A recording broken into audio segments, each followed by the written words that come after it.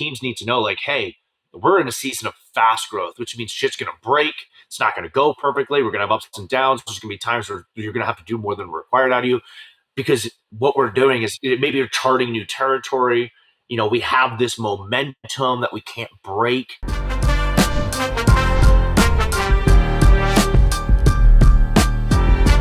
Welcome back, everybody. I'm your host, Angela Perrone, and I'm your co-host, Angela Perrone, and this is your co-host. Already thrown into the dirt, Robert, stomped on. PhD Thompson.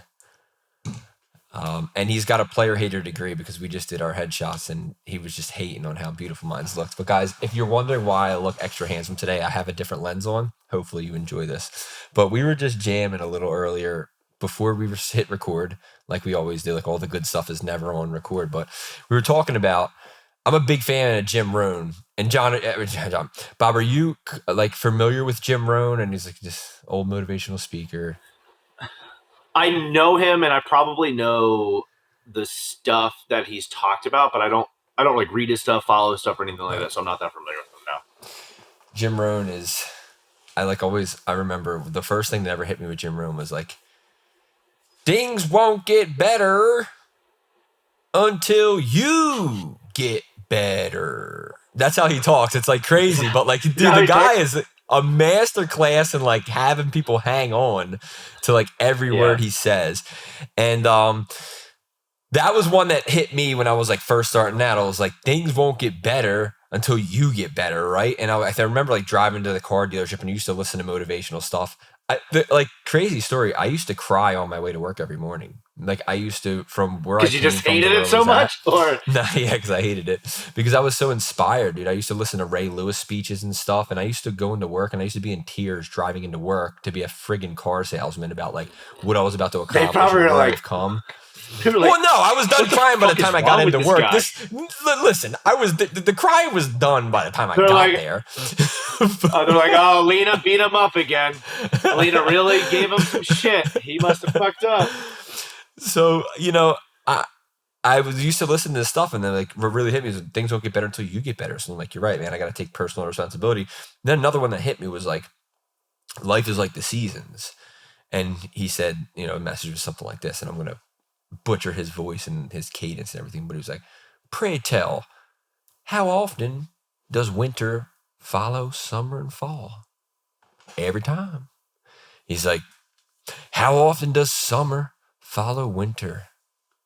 Every year like clockwork. Life is like the seasons. And that really stuck with me. And we were going through, and in our group now, Taylor talks about seasons of your life and the seasons, and kind of like reinforced it. And we're going through we're coming out of a winter period in Case Connect right now. And things look like they're horrible and they're never going to be the same. And we had a conversation with the team today, like, guys, life is like the seasons. And I asked them the same questions. They're right. I was like, so there's spring is coming, things are warming up, and there will be a summer, and summer's coming ahead. Like, think back, and I pointed out specific times when things looked horrible, the business wasn't going to work, and all of a sudden it was great. Then again, it was like, oh my God, this is not working again. What do we do? And then it's great, right? It's cyclical. Life is like the seasons, and it always comes in cycles and cycles and cycles and cycles. So we talked about what can you do, and it is controlling the controllables. You can control what's in your realm of control, for lack of better terms. So what can we do? And then we talk to our media buyers. We can media buy better, try out new tactics, come up with new creative, come up with new hooks, come up with new angles, right? Be on top of people's campaigns 5 times as much as we are in a summer, right? Because if it's winter for us, it's winter for everybody. And if we're working harder in the winter and not giving up, we're going to be the ones that come out on top. And in the spring and summer, we'll reap the benefits of what we did in the winter. So, yes, it's winter, but what do? Okay, we're in sales. We don't have as many appointments. You know what we do? We hit the lines and set more appointments. We close hard on every single opportunity we get and treat it like it's the last opportunity. And we get more efficient and effective with everything we have. So if you're going through a winter season like we're going through, you got to understand summer's coming. But what we can do is just control what we can control and work as hard and as diligent and as tenacious as you can during that winter. Then when summer comes, you got to stir up because there's going to be a winter again, right? So like the seasons, man, it was like a really good message to the team. I think it hit me I always need a reminder of it, and I think it hit everybody, and it allowed us to do. We did 32 new pieces of creative in a week. It's a lot of ads. Yeah. It's interesting because when you kind of before we turn this thing on to record and you brought that up, I thought you were actually going to go into a little bit of a different angle. So, and I actually think this is really cool because I do think of one something I heard from Dave Tate, who's a power lifter who runs the website, or I think he still does, in the company Elite FTS. And this was probably the first time that I ever heard about it. But he talked a little bit about seasons, but he talked about these blast and dust cycles. And then I actually pulled up on my phone here a little thing I wrote, and I never actually like put it up. So I'll kind of go with this first. When it comes into season, so and I read something yesterday, which I think is really important if you're in business. But if you are in business and you plan on being in business for a long enough time, then there's going to be times of up and down. Like you just have to, it's life. You just have to endure it. And I was doing some reflection. This note's actually from October of last year. It says there's seasons of business there's seasons in your business and life. And I'm not going to read all the stuff in between it, but I'll just talk about the seasons that when I was like reflecting on it last year, kind of the changes that I've gone through. It's like at first I was in a season of exploration. Like this is when I first opened up. I was super excited. I was in that season of real like learning and developing skills. And I remember also why I think it's great when entrepreneurs start so young because you just have fucking endless energy. But in Right, that right. season of exploration, like since I didn't know anything, there's just everything that I learned was just monumental and eye opening. Yeah. Once I went through that super exciting phase, I went into a season of growth. This is when I wrote in my note pretty much if my business was on cocaine, just go, go, go, grow, opening location after It's great. location, It's great business after business. business, can't stop, won't stop. So like, I should probably post this up. But then it was like, hey, I like started developing the skills. I figured it out. And then it was just get after it, get after it, get after it. And then once I kind of got into that, I went into a season of reflection.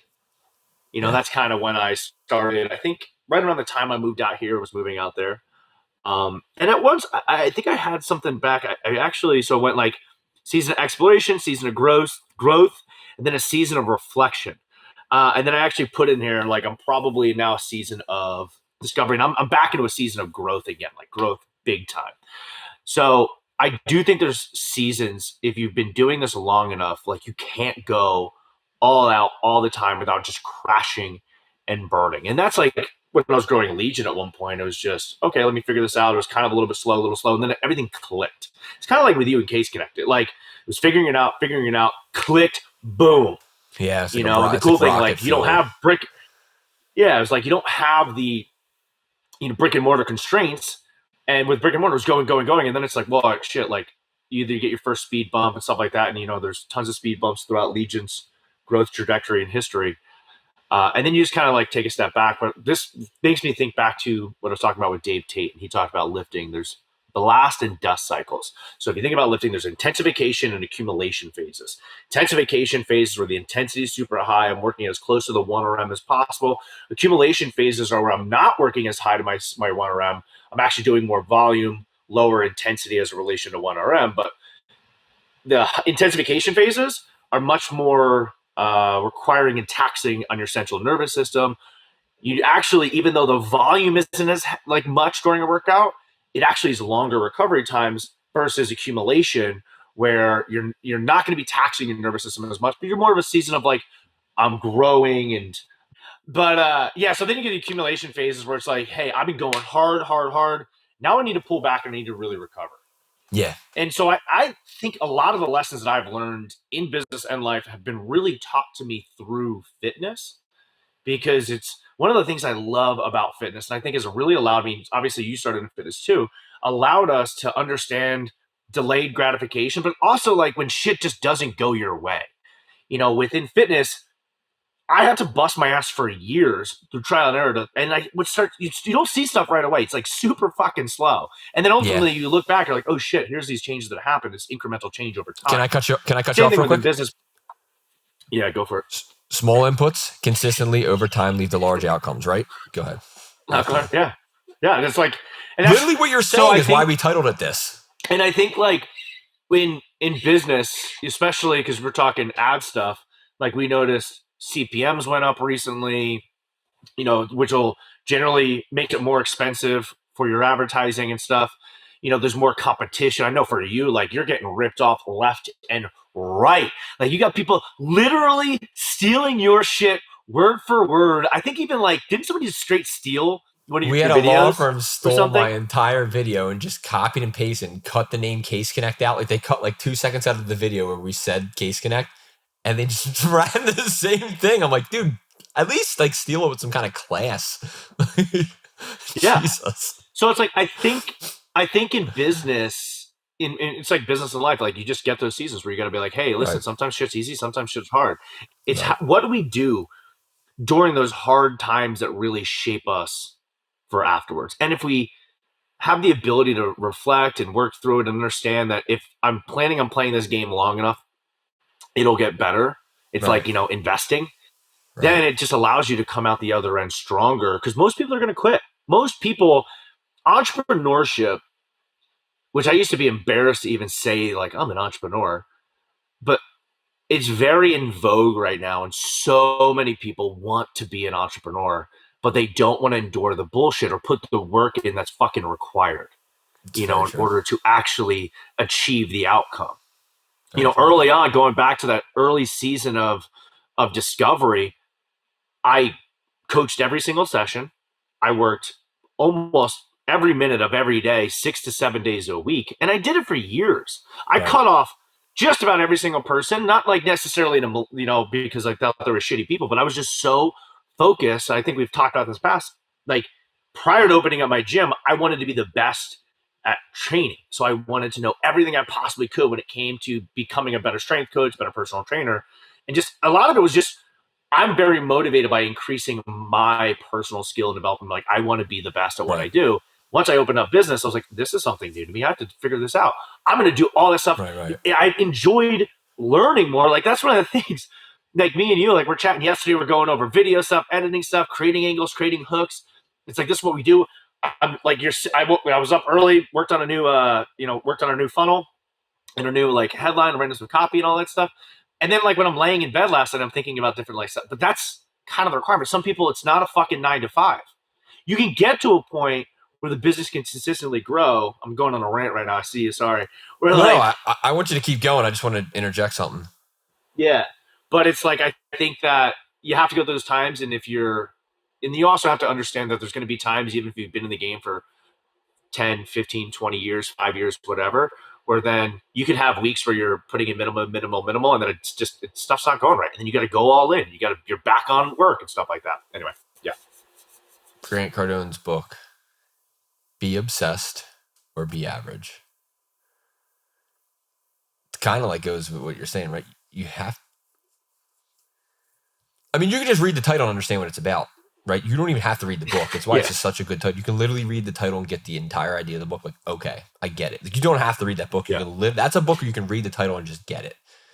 Probably Yeah. terrible for sales. I don't know. Maybe it's good for marketing and people bought it, but like you're saying, like you were all in, you were training, you were learning everything about the business. You have to have a passion for it. You have to have a drive for it. Like when I was working at Benz, dude, I like loved the cars. I wanted to be a number one set. Dude, I used to every day watch. I used to come into my manager, probably annoy the heck of it. I'm like, yo, I want to take appointments like this. Like when I greet people at the door, I'm gonna ask them if that's their car and if they want to get it appraised. Cool, and I'm just gonna walk out there and appraise it. So I skip a whole step so I can move them along faster, get the information. And I'll pick out things in their car, like did they bring the registration? Did they bring this and that? And I'll know if they're buying, right? Is it cleaned out? And like I used to watch all these things, and like my manager probably drove them nuts. That's why like the owner and the manager are just like, just do your own thing. Everybody else follow the rules. You just do whatever the hell you want. You're nuts. We can't deal with you. But you got to be obsessed about what you do. You got to go and review your freaking calls. You got to go, what could I have done better? You got to watch a video about your field and say, oh my God, I'm so excited to implement that, right? It's got to stroke some fire in you. Or you're not going to be successful, man. On a side note, one of the best business events things I've done workshops was actually Cardone's 10x boot camp.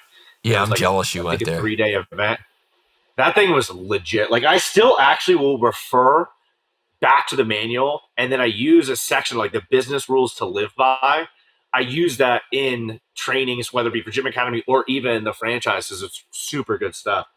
But I think going on to that is really important is business is just, it's not perfect. It's not going to go your way all the time. And if it Right. is always going your way, then you're probably going to get fucked pretty hardcore soon. Because either that means you're just actually not pushing hard enough or you just Right. haven't been doing it long enough. Right. So, and that's sometimes I think back to it is you talk to a client, let's say, or a gym, and they're like, they had a shitty week. So instead of looking at the week being like, all right, shitty week, like, what do we have to do to improve? Right. What did we screw up on? Did we not call the leads fast enough? Did we not call Right. the leads frequently enough? Did we, during our sales presentations, if we're signing up appointments for gyms, did we not do a good job discovery? Did we just try to use our, Right. our offer and the Right. program to sell it for us? Instead, it's Right. like, oh, we don't have enough leads, or the leads aren't good enough. Like Well, sometimes it's people externalizing. It's easy to externify. externalize. Yeah, It's easy to yeah. externalize, dude. It's Instead so of much being easier like, to just point it on something else or reflect and figure out why. There's a lot of work to figuring out why things didn't work. You got to analyze everything. You got to go through and say, hey, accept personal responsibility and say, hey, I could have done this better. I didn't do this enough. It's so much easier to say, hey, Bob, my lead sucked. It's so easy to say that. And the human mind looks for the path of least resistance. And that's what everybody's automatically going to go to. But the difference between successful people and the people that aren't successful, it's just that. because you look at it, it's like, hey, where's the opportunity? Where can I get better? Where can I improve? Where can I realize that I didn't do a good enough job communicating to my team? Yeah. On what the expectations are, how Right. to do certain responsibilities or tasks, or actually how to educate them to make those decisions themselves. So, Right. and I think that also going back to seasons, I think that's pretty cool that you were chatting with that on your team, because I think also teams need to know, like, hey, we're in a season of fast growth, which means shit's going to break. It's not going to go perfectly. We're going to have ups and downs. There's going to be times where you're going to have to do more than required out of you, Right. because what we're doing is maybe you're charting new territory. We have this momentum that we can't break. So I think that's having the team truly understand, like, hey, it's okay. Like, shit's not going to always go our way, and that's fine. Then here's why, and here's what's going to happen. And don't worry, we'll be able to take our foot off the gas for a day or two to take a breather once we dial this in or something like that. But when imagine being probably, because I recently read that HubSpot book, or being, I'm sure Salesforce probably had like super explosive growth, or even like Meta, like being part of Meta, like during those times, like probably the early phases, was like, it would have been awesome. Like those super fast growing tech companies, Right. where it's probably just like, hey, shit's gonna change how we do. And if you look at good to great, you look at that. It's like you look at businesses that have been around that have went from good to great. The people that started it, this is kind of maybe a different one, but even like the owner, but the iteration 30 years later, 20 years later, it's a completely different team. It's not the same Right. people. A lot of times it's how they even do business is completely different, So, and that's why I think people, understand. It's like, hey, you can tell, like, hey, we're onto something. We know this is working. We just haven't really figured it out. Say, like, if you're like right now, especially like for us, Jim Academy, we really kind of identify really good, angles to go with and stuff like that. We're always thinking like, man, we don't want to get lumped in with just everybody else's, but what we do is like Right. very different, Right. so it's like, how do we convey that? What's the best way? So like part of it in the marketing is going to be a little bit of discovery. We're going to be testing a lot of shit. Like you tested 30 something angles. And I think the other day, like, we tested at a new angle and created a ton of like creative and stuff like that. So we had, I think, 15 new pieces of image creative made and 5 different videos, which then we'll chop up and make some vertical videos to get even up of it. That's the stuff that you need to do on a regular basis. I don't spend as much as you on the ads for that company. But this is a winter thing, right? Like if you're seeing like CPMs are high, cost per lead's high, like you don't have enough clients, like you just gotta be willing to like, okay, we typically do like 2 or 3 new creatives a month. Like let's do 10 this month and figure something out that like just blows the market away, or let's just try freaking harder. Like, yeah, so it's just that's kind of like what we did. We went out and did all these great, dude. You know what I want to jump on too? Like it's totally off topic. You always say like What? you said something. You're like, man, I gotta channel my Angelo and film this ad. You remember we were talking about the other day about like how psychotic I am, and Yeah. I just like I was thinking about Yes. this on the way back to the house this morning. But I was like, I literally wrote an ad at 7 a.m., texted it to you, filmed it, edited it, and launched it by 3 p.m. And it wasn't easy to do too. I did it all myself, like wrote out all the captions, like edit everything. You have to have some kind of level of psychoticness in you to like be successful. But that was like, I looked at, I'm like, my whole day was consumed with that.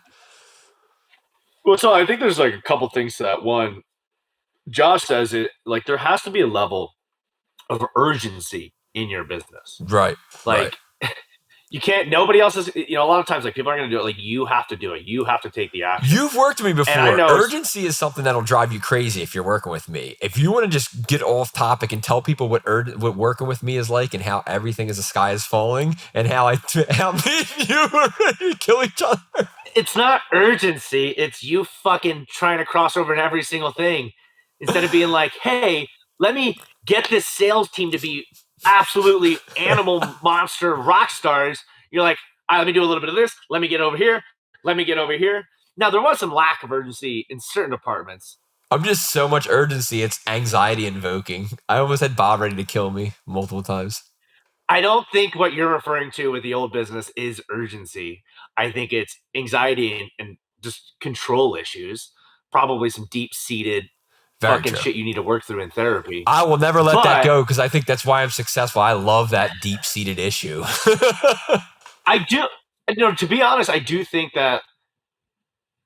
think the urgency is extremely important, and you have to have urgency in your business. So that's what, like, I used to like have an idea, record it, boom, and that's what Right, it's the same thing. I'm like, all right, I wrote this, filmed it. I was like, I got to get this done because like the faster I get this done, the faster we can test, the faster we can improve upon it. But at right. the same time, I think, especially for you, because I've gone through this, I do think that one of your limiting factors, and I've said this to you several times, is Said not it last night. urgency. It's that you put your hands in so many different things instead of like having people that you trust in those roles to then do it. Like essentially, it's like why we don't coach in gyms. We're able to put somebody into that coaching position that's actually going to do it better than us because that's what they love. So like Sure, they're going to put their 100% into it, even if we're just as good or better of a coach. Like that's their desire and passion actually, and they're better now like than me at coaching. So it's the same thing. It's very like true. it's tough for you because your skill set in different all those different levels is very high. But even if you're trying to keep a lean team, eventually you're going to have a point where like if you and I'm reading like Dan Martell's book Buy Back Your Time, but it like goes back to it's like, hey, what are the tasks that I'm the best at that give me as much passion as possible, fire me up, and really I do the best versus like what are the tasks that maybe I'm good at but they drain me but they need to be done and like the stuff that I don't need to do. It's Right. like get rid of the shit you don't need to do, like that admin kind of stuff. And Like then it's like billing. what are these other like billing and admin and stuff. And then it's like, hey, like marketing, technically you do have other people somewhat doing the marketing because you're not actually doing the button. Actually sometimes you do go in and do the button pushing. I can't help myself. You know how I am. Yeah. But it's like, even though, so like for us within Gym Academy, and you give a shit, but I'm like, we need to get a salesperson. We need to like, we brought in an SDR. SDR started doing great, and then we brought in, so now it's still Josh doing the closing. And sometimes I'll hop on like some sales calls. I got some sales calls today. Josh's fucking schedule today is packed. So it's like completely filled up, but it's like, hey, we need Josh's energy to make sure he's consistently, in my opinion, consistently going towards clients, relationships and development and make sure they're being super successful. So it's like, why don't we Yeah. get somebody also who's just who loves sales, who's only wants to do sales? So we're bringing on a salesperson, to close it Right. because one, that's all they truly care about. That's what they're super in. And then we know, like Josh and I will talk about it, like, hey, we're really fucking good at sales. Yeah. But when we hop on sales calls, like sometimes we'll do a little bit too much discovery. Or I'm sorry, a little bit too much coaching. And then like we probably don't close as hard as we should. Like I'll just be Yeah. honest with you. I don't know if you have that problem. I think you fucking close hard as shit. But it's like if we have somebody that is in that role and that's all they do and their calendar's stacked, which it is, then it's like cool. Then we can focus on like what really lights us up. And like for me, it's like I don't do the button pushing and the media buying, but I'm still coming up with the hooks and the angles, design. I'll write the copy and all that stuff, film the video, but then somebody will then go and put it up, and manage it and all that stuff. Similar to you. But I think that there's a certain point where you need to have, because I was very much like that with Legion, where I was all in and doing that. And then it's if you really want to take the business to the next level, it's creating leverage with awesome team. You got to have awesome team, a team that like owns a role that's super good at it, that you trust, Yeah. that can do it. Honestly, like better. Like I know with gyms, like going back to I'm just fucking rambling, but I had multiple gyms, and one of the things that allowed me to open the gyms much faster than other people that I knew that were just as good of operators as me is they had this issue with control where they needed to be perfect. And this I was like, I'm okay with a gym doing 80 to 90% of what it would if I was the one fully in. Yeah, yeah. And because, so then I was able to open up location. We built an awesome brand. We had great stuff. I was talking to D yesterday. We had a great conversation yesterday, talking about like what are some of the issues in the business now that need to be corrected Mhm. that we didn't have it back in the day.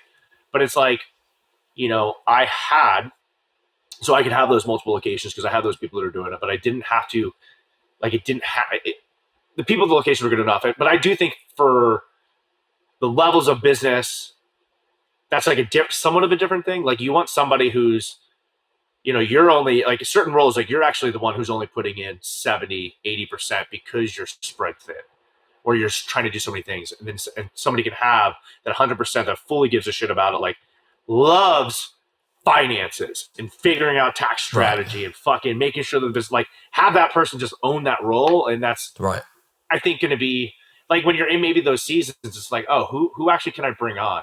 Like right, if you're right, in a right. season where you're trying to like who can I bring on that actually I can like that's just going to level us up. I realize I like interacting with clients. I very much enjoy that. I like creating ads and testing out hooks and stuff like that. I like that. And I like motivating the troops. Like those are the things I like. Yeah. So like, yeah, I don't like billing. Don't care to do it. We have an accountant that runs our finances. We pay him. Like, yeah, but I think like I'm very much in what I really want to do. And I don't know if I want to let it go. Like I enjoy it. I know I can grow a lot more if I were to let some of it go. But I just very much enjoy what I do. It's tough, I do feel spread thin a little bit. I do feel like we can grow more if I let go and put other people in place. But it's like I like it. It's really really weird position to be in. Well, I think that's the other thing. It's like set up the business around what you desire. Like that's the whole point of entrepreneurship is create your life by design. Right, So you don't have to set up the other way people do unless it's it becomes detrimental. You're working all the time. It's impacting your family life. Like you're losing money in the fucking business or something like that. Like the business is super profitable, it's consistently growing. And if you're not like doing the things you hate, then it's not necessarily bad. right, So yeah, I think that like for the way that we're setting up Gym Academy, it's very similar. It's like I love doing the marketing, so I'm gonna continue doing that. And then I love interacting with the clients, and that's going to be one of the things that we take a look at. And I think that's something you guys do a great job. Is a lot of these consultancies or agencies or whatever, they just get handed off to people, and there's no true attention by like generally the people they're going in there towards. Now you can have great team members, but one of the things that Josh and I want to make sure that we do is especially like we want to be very client focused. So as we continue to grow, we want to make sure that it's me and him that are continuously interacting. That's why like for us, we're going to cap it probably 150, 200 clients. right. You You don't know, need more than that. you know, yeah, like at the consultancy level because that way we can give them our attention, our time. Yeah, we'll probably build out some team members and stuff to help with the client services and delivery, but still going to be very hands on and Right, involved. Whereas, like, because that's honestly, it's like what we enjoy doing. It's like I get to do the things that I want to do. You're not playing by somebody else's rules. Hey, you got to work for this time to this time. You got to do this. You got to do that. It's like I can determine how much I get to work, how little I get to work, where I'm putting my energy and my focus and stuff like that. But it's ultimately freedom. That's the ultimate thing. And guys like you, me and you, we like control too much. dude. So I it's I don't tough. think I chose entrepreneurship. I think entrepreneurship chose me, dog. Like I told you before, Bro, you've been an my entrepreneur since you were in high school. I, I told my boss told me, Angel, you were a manager's nightmare. I remember him saying he loved Yeah. me. I made him a lot of money, but you're literally a manager's nightmare. I think I was just I can't. I had this was just I was born. It was like, yo, this is your path. Go bump your head until you figure out how to Yeah. get back on this path and stay on this path. Dude, I love that, man. Designing life by choice. That was like Yeah. good. Did somebody tell you that, or did you I mean, make that it's up like yourself? Just claim it right now if it's not I, copywritten.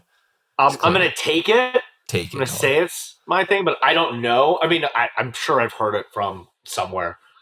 Who knows if there's any original thoughts anymore? But, Yeah. and I think even going back to like, been a decade. I worked Yeah. for my dad out of high school, and then I worked for a sports performance company, and that was the last job. 20, 2011 when I quit, then got fired and sued. It's the last time I worked for somebody. So I've only been 3 years, so I don't have a decade under my belt. But pandemic's when I actually left my job. So February 2020. yeah, you've done more in 3 years than some people have done in 30 years of business, though, for themselves. Yeah, thank God, fortunate, but it can all end tomorrow. So, just be fortunate for every little bit of success that we have. Yeah. That was so blah. Man, you know what? Like, I've changed my stance on this, right? You know how like I always the sky's falling. I start like being grateful for the Yes, things we have. And you know that I'm going that's out, like good. instead of going out buying watches and cars, I'm going out big D cash offers on properties, low balling, Yeah.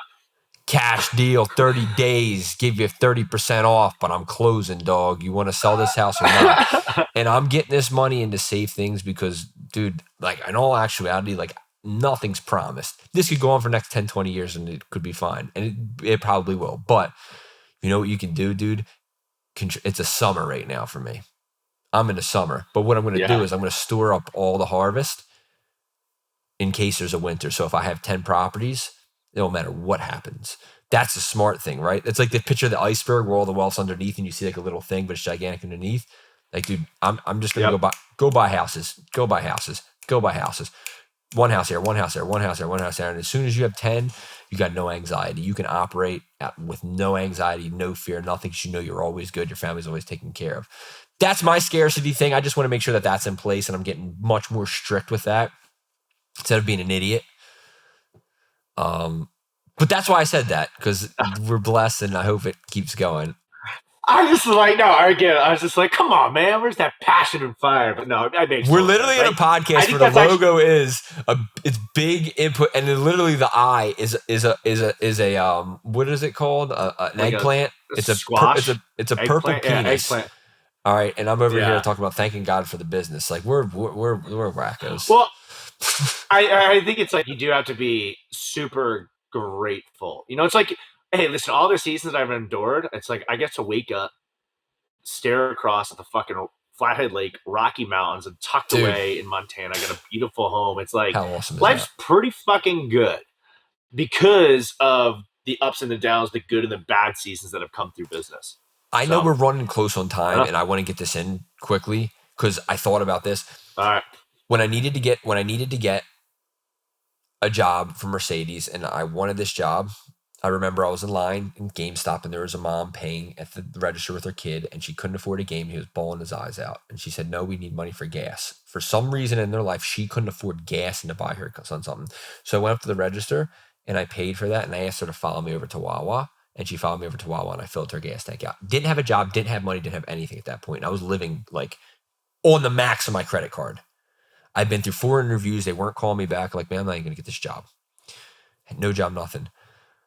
I got the job call the next day and got hired. And then I'm where I'm at today, right?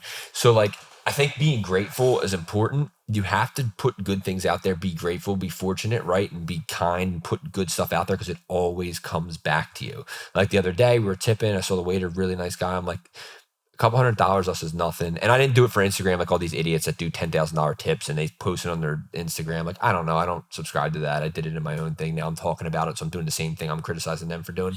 But like I gave him a pretty big tip. And Yeah. I was sitting here like, you know what? That's always going to come back to you. And I think John was talking about something with a client. So I was like, do the right thing. And I told him that story about the games. I think, I was like, it's always going to come back. You always do right by the client. So like, dude, yeah, you got to be super grateful, dude. Like you walk out on, dude, you got an awesome view. Every day you should be grateful for that. And then just give that to other people, dude, and it'll come back to you 1,000 times. I don't know why I ran it off about that, but. I think that's a great way to end it. I love that because it's energy and money. It's all just a flow, so like, and there's, depending who you talk to, but let's like, they're all talking, gratitude is one of the most important things you can do. Like you wake Right, up, you give gratitude right away. You put right, that out there, it's going to come back. I look at right, money as the same thing. It's like money comes and goes, and if you have that belief that it's abundant and it's going to continuously come, and by putting it out there, it's going to come back to you right. even tenfold. Right. So I think that's a great way. I think we should end it. Catch you next time.